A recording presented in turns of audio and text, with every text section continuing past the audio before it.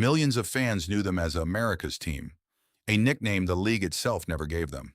It came from a highlight reel editor in 1978 who simply noticed how many visiting fans showed up wearing Dallas colors.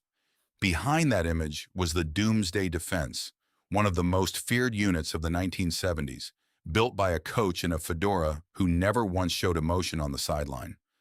But America's team hit its own bill just like everyone else. Prison, bankruptcy, a gun pulled on two teenage girls. This is where the Cowboys' Doomsday Defense really ended up. One is the linebacker whose nickname became a Dallas legend before the same name became a warning label for exactly how far a football career could fall. Thomas Hollywood Henderson was the Cowboys' first-round pick in 1975 out of tiny Langston University, a blazing fast linebacker who once ran a reported 4.4-second 40 and helped Dallas reach 3 Super Bowls, including the Super Bowl XII championship. Born in Austin, Texas, Henderson embraced the spotlight so completely that Lawrence Taylor later said he chose his own famous jersey number, 56, specifically because of him.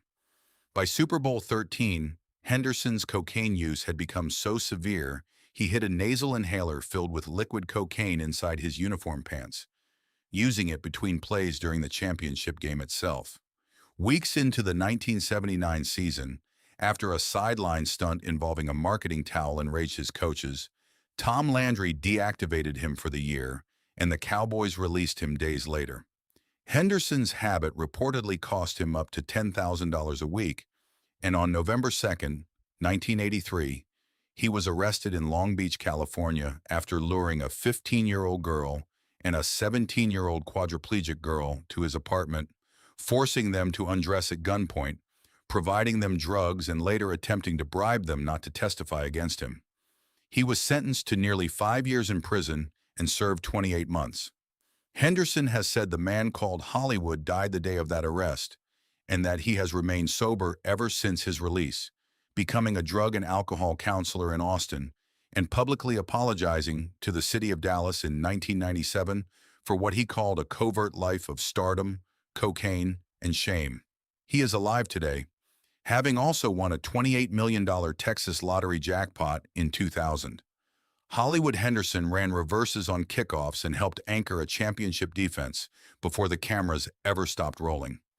Thomas Henderson spent the next 4 decades trying to prove that the man who committed that crime against 2 teenage girls and the man doing the apologizing afterward could somehow be made to answer for each other.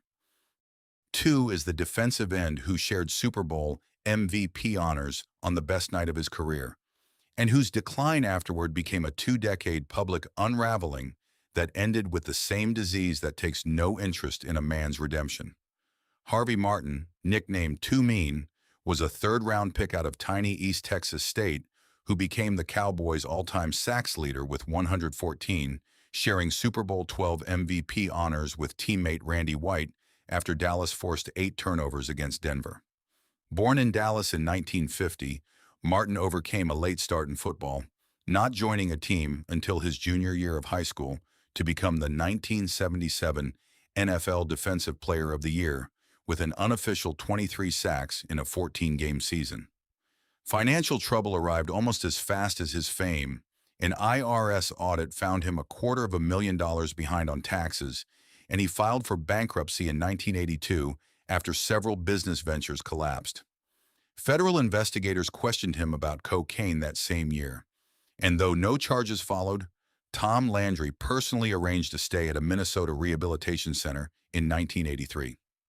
Martin retired suddenly in 1984, rather than submit to a team drug test, and his life over the following decade included a cocaine possession conviction, a domestic violence and harassment case involving his girlfriend that sent him back into court-ordered treatment in 1996, and years spent giving anti-drug speeches to school children even as his own struggles continued. He appeared to finally stabilize his life in his final years, working as a chemical sales representative and speaking regularly about addiction. Harvey Martin died of pancreatic cancer on December 24, 2001, at Baylor Medical Center in Grapevine, Texas, at age 51, becoming the first Super Bowl MVP in history to die. Too Mean once helped force 8 turnovers on the greatest defensive night of his life.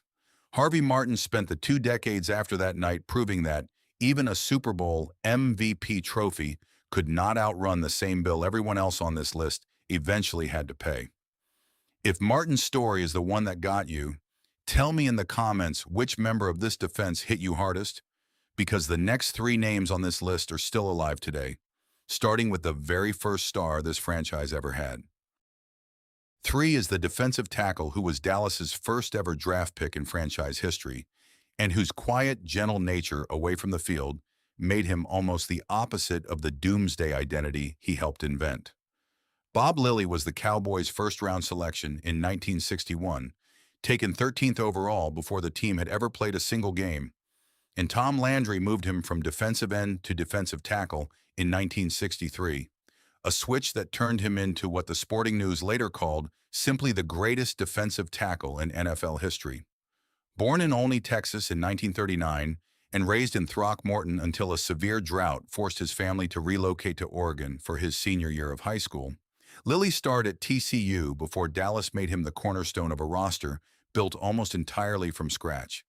He missed only 1 game in 14 seasons, made 11 Pro Bowls, and delivered the signature play of Super Bowl VI, a 29-yard sack of Miami quarterback Bob Grease that remains one of the most replayed moments in championship history.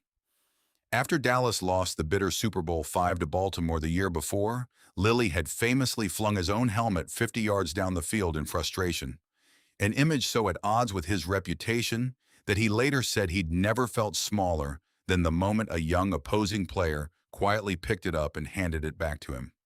He retired in 1974, became the first name ever inscribed in the Cowboys' Ring of Honor, and was the first true Cowboy, a player who spent his entire career in Dallas, ever elected to the Pro Football Hall of Fame.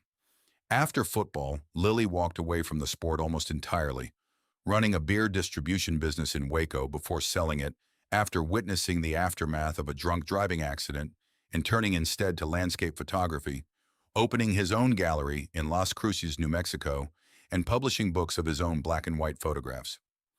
He is alive today in his mid-80s, living quietly in Georgetown, Texas, a grandfather many times over. Mr. Cowboy once anchored a defense so dominant that Tom Landry said a man like him came along only once in a lifetime. Bob Lilly built the entire identity the Doomsday Defense would later inherit, then spent the next 5 decades proving that a football career didn't have to end the way so many of the men who followed him ended theirs. 4 is the defensive tackle who shared that same Super Bowl MVP trophy and who built the rare kind of post-football life that never needed a redemption arc to begin with. Randy White, nicknamed the Manster for being half man, half monster, was the 2nd overall pick in the 1975 draft, struggled for 2 seasons as an out-of-position linebacker, and then became one of the most dominant defensive tackles in NFL history once Dallas moved him to the line, missing only a single game across his entire 14-year career. Born in Pittsburgh and raised in Wilmington, Delaware, White studied Thai boxing in his spare time during his playing days, reportedly generating 400 pounds of pressure on a striking gauge after only 2 months of training, a detail that says as much about his intensity as any statistic on a football field. He was named to 9 consecutive Pro Bowls, won Super Bowl XII co-MVP honors alongside Harvey Martin, and retired in 1988, the same year Tom Landry himself was let go, cleanly closing an era for both men at once. Unlike so many of his doomsday teammates, White's life after football stayed remarkably steady. He opened his own barbecue restaurant in Texas, became a longtime spokesman for a smokeless tobacco brand, and worked for years as a co-host on a Dallas pregame broadcast. He is alive today, in his early 70s, still recognizable by the same broad shoulders and gray-haired intensity that made him one of the most feared linemen of his generation. The Manster helped anchor the best defensive line in football, using nothing but relentless, repetitive violence. Randy White is one of the rare men on this entire roster who took that violence, walked away from it clean, and simply built a quiet, ordinary life on the other side of it. 5 is the towering defensive end who once walked away from professional football entirely, mid-career, to see if he could make it as a boxer instead. Ed Too Tall Jones stood 6 feet 9, the tallest #1 overall draft pick in NFL history, when Dallas selected him in 1974 out of Tennessee State, where he had played only 3 games of football in high school before switching from basketball. Jones was so effective at batting down passes at the line of scrimmage that the NFL created an entirely new official statistic just to track it. After 5 seasons anchoring the Doomsday Defense, Jones stunned the football world in 1979 by retiring to pursue a professional boxing career. Fighting as a heavyweight and winning 6 bouts before an eventual loss convinced him the sport wasn't for him. He returned to the Cowboys in 1980 and by most accounts played even better football than before, finishing a 15-season career with an unofficial 106 career sacks, 3rd in franchise history behind only DeMarcus Ware and his own teammate Randy White. Despite that resume, Jones has never been inducted into the Pro Football Hall of Fame and isn't even in the Cowboys' own Ring of Honor, a snub some analysts still call one of the most puzzling omissions in the sport's history. He is alive today, largely out of the spotlight, one of the most singular athletes ever to wear the star on his helmet. Too Tall Jones became so dominant at knocking down passes that the league had to invent a new way to measure him. Ed Jones is still waiting decades later for the one honor his own sport has somehow never gotten around to giving him. If you've made it this far, hit subscribe, because the man who built this entire defense in a fedora and a suit and tie that never once cracked on the sideline is the last name on this list. 6 is the head coach whose stone face and quiet devotion built America's team out of an expansion franchise that had gone winless in its very first season. Tom Landry coached the Cowboys for all 29 years of their existence up to that point, guiding Dallas through 20 consecutive winning seasons and 5 Super Bowl appearances, winning 2 while inventing defensive concepts like the flex that are still taught today. Born in Mission, Texas in 1924, Landry played defensive back for the New York Giants before becoming Dallas's first ever head coach in 1960, building a franchise so identified with quiet discipline that a player once joked nothing funny had ever happened on a football field around him. On February 25, 1989, one day after buying the team, new owner Jerry Jones fired Landry and replaced him with Jimmy Johnson, a decision that became an immediate public relations disaster. Landry cried in front of his own players for the first and only time anyone could remember, and the players gave him a standing ovation in return.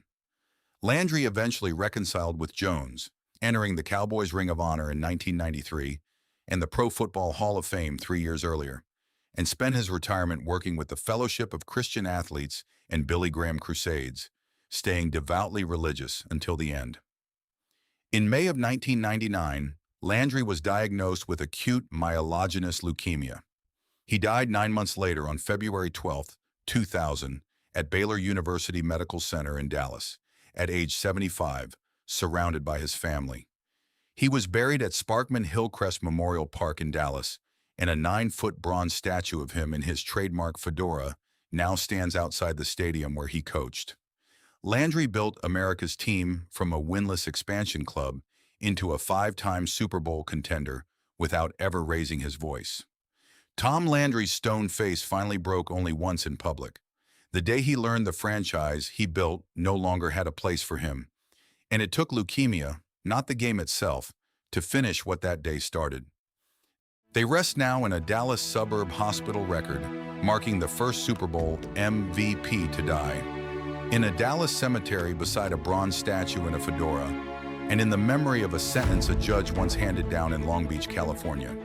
3 are still alive today, 1 photographing landscapes in Georgetown, 1 running a barbecue restaurant, and 1 still waiting for a Hall of Fame call that hasn't come. America's team earned its nickname from a stranger who simply noticed how many people were already wearing the colors. And decades later, the bill for wearing that star turned out to be just as real as it was for every unloved outlaw roster that came before them.